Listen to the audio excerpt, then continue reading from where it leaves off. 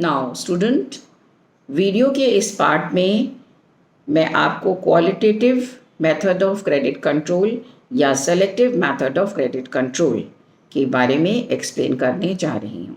इसके पूर्व के वीडियो में मैंने आपको डिटेल में व्हाट इज़ मॉनेटरी पॉलिसी क्या है, इसका क्या ऑब्जेक्टिव होता है और मॉनेटरी पॉलिसी में मेजर्स कौन कौन से हैं, इसमें हमने आपको बताया था there are basic 2 points, quantitative methods of credit control and qualitative method of credit control.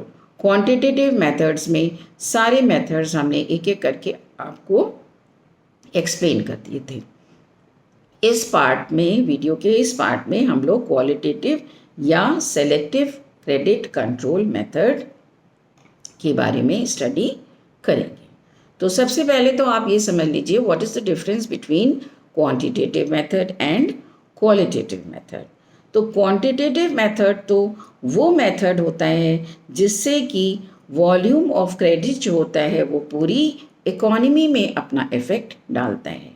जो भी पॉलिसी अडॉप्ट करी जाएगी वो एज अ होल इकोनॉमी, उसका प्रभाव जो है पूरी अर्थव्यवस्था पर पड़ेगा।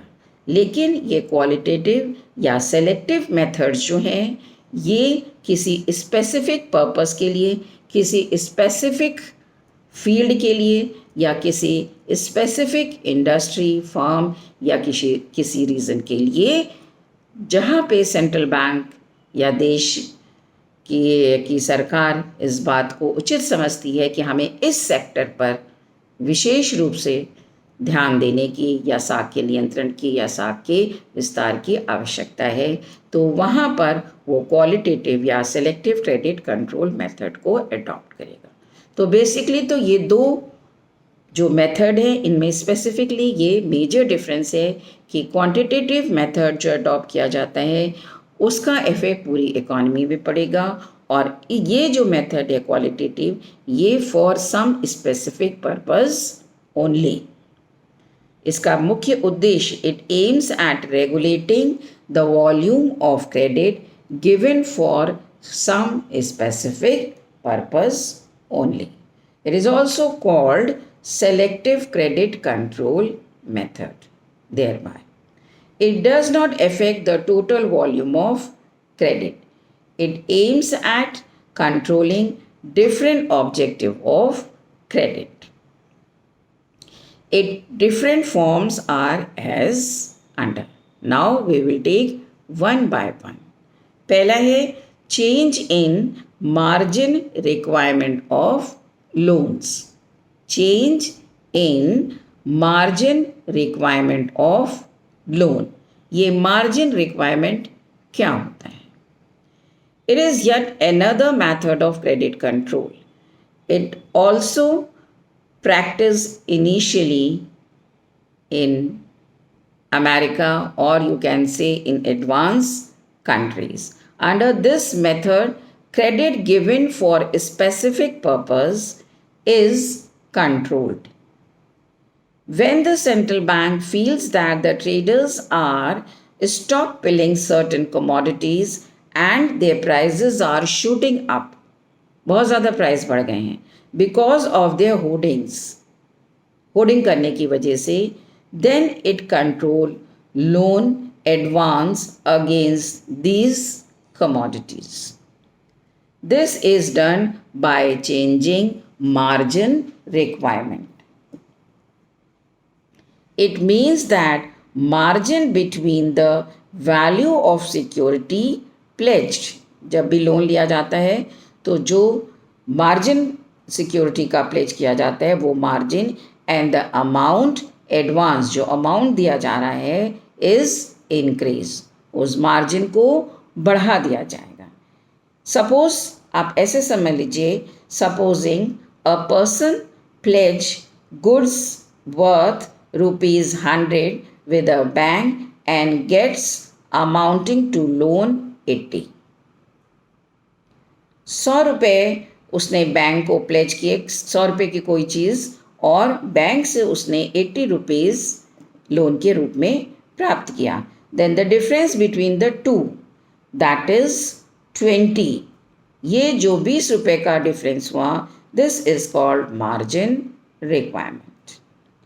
If this margin requirement is increased, the borrower will have to pledge goods of greater value in order to get loan of the same amount.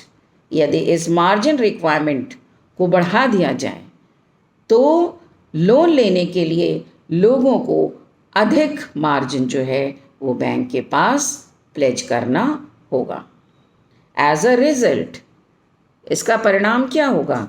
There will be contraction of credit.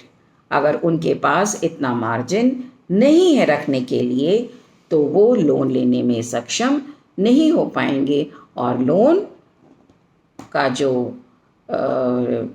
Level of loan है या credit का जो expansion है वो उतना नहीं हो पाएगा. That means contraction of credit. Next point, regulation of consumer credit. Regulation of consumer credit. आप सिंपली जानते हैं कि यदि कंज्यूमर को कोई हैवी अमाउंट की कोई चीज़ परचेज करनी हो और मार्केट में सपोज़ कर लीजिए 5 लाख 10 लाख की कोई भी कार खरीदनी है या कोई बड़ा आइटम ऐसा खरीदना है जो कि लम सम में वो एक समय में उतना अमाउंट कैश डाउन उसको नहीं दे सकता है. ऐसी अवस्था में मार्केट में उसके लिए क्या फैसिलिटी अवेलेबल है? EMI की फैसिलिटी. इसको कहते हैं कंज्यूमर क्रेडिट को रेगुलेट करना. एक साथ यदि वो इतना पैसा देने में सक्षम नहीं है तो दुकान वाले या कंज्यूमर या मार्केट वाले उसकी जो इस समस्या को इजी इंस्टॉलमेंट में कन्वर्ट करके उसको उस सुविधा का लाभ उठाने का अवसर मिल जाएगा. तो ऐसी अवस्था में वो उस चीज़ का उपभोग कर लेगा कंज्यूमर. और आप ये कह सकते हैं कि इस इंस्टॉलमेंट फैसिलिटी से उसका क्रेडिट का एक्सपेंशन हुआ, उसकी परचेजिंग पावर जो थी वो बढ़ गई. और इसके विपरीत स्थिति में अगर ये फैसिलिटी कंज्यूमर क्रेडिट की नहीं होगी तो कॉन्ट्रैक्शन ऑफ क्रेडिट होगा. तो इसीलिए कहा गया है रेगुलेशन ऑफ कंज्यूमर क्रेडिट. अगर ये फैसिलिटी दी जाएगी तो एक्सपेंशन होगा, नहीं दी जाएगी या कम दी जाएगी तो उसी हिसाब से कॉन्ट्रैक्शन होगा. Next point, rationing of credit. Simple आप राशन वर्ड समझते हैं. राशनिंग का मतलब होता है निर्धारित व्यक्ति को निर्धारित अमाउंट में उस चीज़ को उपलब्ध कराना. तो central bank of the country also function as a lender of the last resort. हम सब जानते हैं सेंट्रल बैंक का ये बहुत ही महत्वपूर्ण कार्य है कि समस्त बैंकों को आखिरी ऋणदाता के रूप में सेंट्रल बैंक कार्य करता है. जब और बैंकों को किसी भी अन्य सूत्रों से लोन प्राप्त नहीं हो पाता है, ऐसी दशा में वो लोग लास्ट में केवल सेंट्रल बैंक ही एक ऐसा बैंक रह जाता है जिस पर वो लोग डिपेंड कर सकते हैं. If it deems necessary it can ration credit with a view to controlling credit. अगर सेंट्रल बैंक ऐसा चाहता है तो इस पर भी कंट्रोल लगा सकता है. Central bank can introduce rationing of credit in 4 ways. इन 4 तरीक़ों से वो राशनिंग कर सकता है. देखिए, number 1, it can decline to give loan to a particular bank. It can decline to give loan to the particular bank. दूसरा, it can scale down the amount of loan to be given to that bank. Next, it can fix quota of the credit to be given to different banks. It can fix the limit of loan to be given to different industries and traders. तो इन तरीक़ों से central bank इन अलग अलग तरीक़ों से जैसी आवश्यकता होती है उस आधार पर क्रेडिट की राशनिंग करके अपनी अर्थव्यवस्था पर कंट्रोल करता है या क्रेडिट का एक्सपेंशन और कंट्रोल कर सकता है इकोनॉमी में। नेक्स्ट है मॉरल परसुएशन। मॉरल परसुएशन देखिए, समटाइम्स कभी कभी central bank by exercising moral persuasion over other banks get them agree to is credit control policy. कभी कभी सेंट्रल बैंक जो है अदर बैंकों को समझा के कि उनको इतने अमाउंट में क्रेडिट का एक्सपेंशन करना चाहिए या ये पॉलिसी अडॉप्ट करनी चाहिए, समझा बुझा के अपनी इस नीति से काम चला लेता है। Central bank has it influence on almost all the banks. The latter therefore tends to concur with the policy of the former. For instance, if the central bank desires that other banks should not advance loan to traders for speculation, it advises them accordingly. यदि central bank ऐसा चाहता है तो वो अन्य बैंकों को इस दिशा में गाइड कर सकता है। No pressure is implied. केवल गाइडेंस दे सकता है, मॉरली परसुएट कर सकता है, लेकिन कोई प्रेशर नहीं डाल सकता है। Success of the policy of moral persuasion depends on 3 things. इस पॉलिसी की सक्सेस इस बात पे निर्भर करती है कि central bank should have control over money market. Central bank का मनी मार्केट पे कंट्रोल हो। It should have the right to tender its advice to commercial banks. और लास्ट है, there should be full cooperation and coordination between central bank and other bank. Coordinal atmosphere होना चाहिए central bank और other banks के बीच में। Next point, publicity and propaganda. ये words बहुत ही familiar हैं और आप इसका अर्थ बहुत अच्छे से समझ रहे होंगे। Publicity and propaganda. आज का वक्त जो है, समय जो है, पब्लिसिटी का है, मीडिया का है, न्यूज़ चैनल्स का है। तो इसके माध्यम से this media is made use of to implement credit control policy. Central bank gives wide publicity to its credit policy. It serves as a brief for other banks and they act accordingly. Next point, direct action. जब central bank ये देखता है कि उसने इतनी सारी policies adopt करी हैं, बैंकों को मॉरली भी परसुएट किया है, पब्लिसिटी भी कर ली, प्रोपोगेंडा भी कर दिया, और लेकिन बैंक्स जो है वो उसकी एडवाइस को, उसके मॉरल परसुएशन को, उसकी पॉलिसीज़ को मानने में आनाकानी कर रहा है या फुल्ली उसको जैसा वो चाह रहा है उस तरीके से अडॉप्ट नहीं कर रहा है, ऐसी स्थिति में सेंट्रल बैंक के पास ये अधिकार है कि वो डायरेक्ट एक्शन भी उस पर्टिकुलर बैंक के प्रति ले सकता है।